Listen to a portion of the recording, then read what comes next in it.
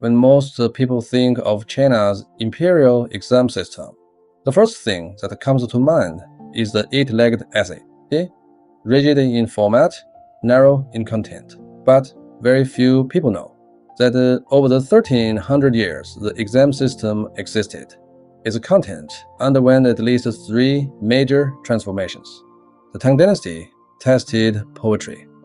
The Song Dynasty tested policy analysis. Only in the Ming and Qing dynasties did it become the eight-legged essay. The same institution. Three completely different ways of testing, and behind each transformation was a reflection of what the state truly needed at that moment in history. Let's start with the Tang Dynasty. Before the Tang was established, China had been governed for centuries by aristocratic clans. Official positions were determined by family bloodlines. A person's birth could decide how far they would go in life. The Tang emperors faced a fundamental problem. If official posts were permanently monopolized by a handful of powerful families, imperial authority would always be at their mercy. The imperial exam developed precisely against this backdrop, becoming an important tool for weakening the influence of the aristocracy. It made exam results a pathway to advancement that ran alongside family background, and one that grew increasingly important over time. But a question followed immediately. What abilities did this new class of officials need to have? The Tang dynasty's answer was the ability to use language. An official's daily work was almost entirely built around writing, drafting memorials to the throne, composing imperial edicts, handling diplomatic correspondence, reporting local affairs to the emperor. The core of all this was the ability to take a complex matter and express it clearly, concisely, and persuasively in writing. Poetry tested exactly this ability. Strict meter, limited length, precise expression had to be achieved within a very small space. It was a form of highly compressed linguistic training. The Tang Dynasty, by testing poetry, was selecting for people with exceptional command of language, because the most urgent task of that era was to build a new bureaucracy that ran on talent, not on pedigree. By the Song Dynasty, the challenge had changed. The Song faced a sustained military pressure along its borders, but the center of gravity in governance had shifted increasingly toward fiscal management, economics, and administration. How to balance the budget, how to manage water conservancy, how to make local government function, how to address land concentration. These were problems of governance, not problems of literature. A beautifully written poem could not stop the Yellow River from flooding. So the exam began placing far greater emphasis on policy essays. Instead of writing a poem, candidates were given a real policy dilemma and asked to propose solutions and explain their reasoning.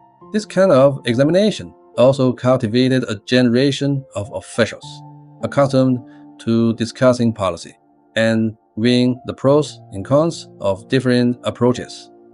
The Song Dynasty, by testing policy essays, was selecting for people with a governing mindset, because the most urgent task of that era was not expansion, but learning how to manage an increasingly complex state. By the Ming and Qing dynasties, the challenge had changed again. The Ming and Qing represented the largest imperial scale in Chinese history. Vast territory, enormous population, a bureaucratic system of staggering complexity. To make an empire this large run effectively, the central government faced a fundamental challenge. how to make officials from different regions and different backgrounds think in the same way, write documents in the same format, and execute the same administrative logic. The standardization of the eight-legged essay solved exactly this problem: fixed structure, fixed word count, fixed method of argumentation. The officials it produced could adapt more quickly to the administrative demands of different regions and different posts. Rather than creativity, it prioritized predictability and adherence to unified standards. The Ming and Qing dynasties, by testing the eight-legged essay, were selecting for standardized officials. Because the most urgent task of that era was maintaining unity and stability across an empire of unprecedented scale. Every institution carries a cost. The more thoroughly standardization is achieved, the less room there is for individual creativity. The eight-legged essay improved administrative efficiency, but it also made it increasingly difficult for those who broke with the convention to survive within the system. But this is not a simple judgment of good or bad. It is a trade-off inherent to any institution. Each generation of rulers adjusted the parameters of this selection machine according to the most pressing challenges of their time. Every change in the examination system was, at its core, a change in how the state chose to govern itself. Why do outsiders so easily misunderstand the imperial exam?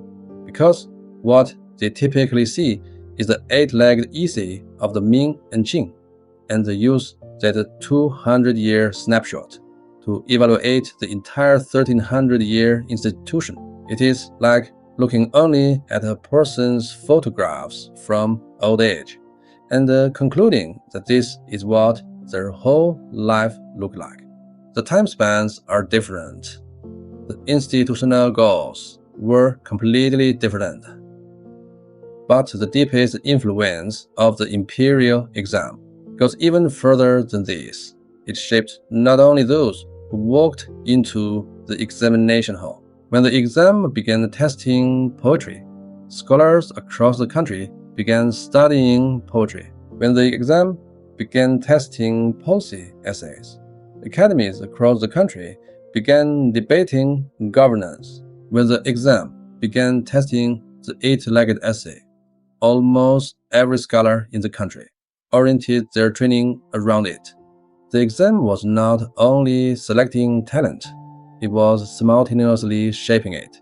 It determined what generation after generation of scholars spent the most precious years of their lives learning, practicing, and thinking about. This influence seeped into the entire knowledge structure of society, reshaping what people meant by intelligence, what they meant by success, and what they considered worth learning at all. The true nature of the imperial exam was not an educational institution. It was the most direct expression of state will.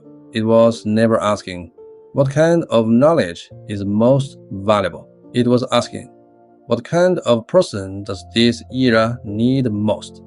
The Tang tested poetry because it needed officials who could write.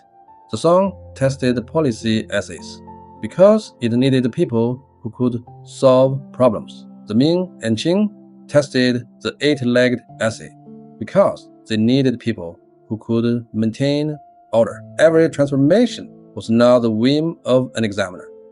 It was a direct reflection of what the empire needed. What a society tests, people will learn.